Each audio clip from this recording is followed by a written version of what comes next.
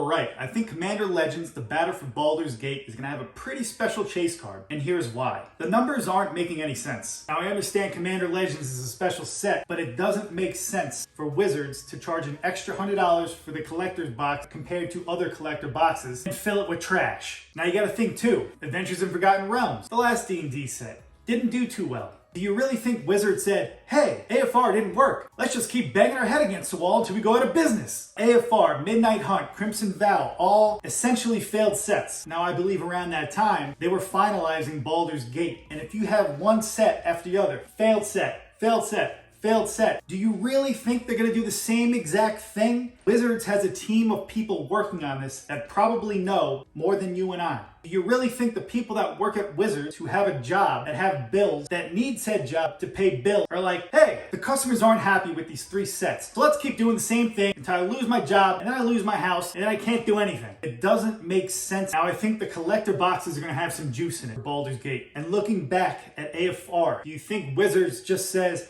hey, nobody liked it, let's just do it again? Something is gonna change in this set. Now, I don't know what it is. I don't have any information coming from Wizards. I just study business. And I know if something doesn't work, you change. You alter course. So I think something is definitely going to be different about Baldur's Gate, and I think it's going to be good. However, I think Wizards knows this, and I think they're going to print more than you would think. Now, Rudy mentioned something that he's trying to make it where he could sell 24 collector's boxes to patrons with Baldur's Gate. But then something like the Streets of New Capenna, he can only sell 12. It just seems fishy to me. It seems weird that it became too easy to get. It's supposed to be a special set. You can now have double Streets of New Capenna. I have nothing against Rudy. He has different types of customers. Some people play the game, some are collectors, some are investors. So as I've said before, owning the set at release does nothing unless you open it. Because after Rudy sold his 5,000 collector boxes of Streets of New Capenna, he says, oh, demand is great.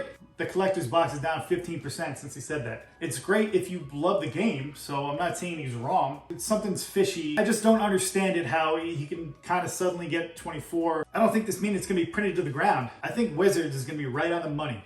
Now, I set up a prop for everybody.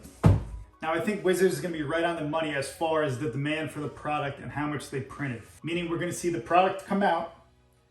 People might find out there's something special. They're going to realize a whole bunch is printed. So the product's going to dip and it's going to slowly drift back up after a year or two. So I think a lot of people are underestimating Wizards and the team they have that takes care of supply and demand. Now, one last thing to note, if I could put it here.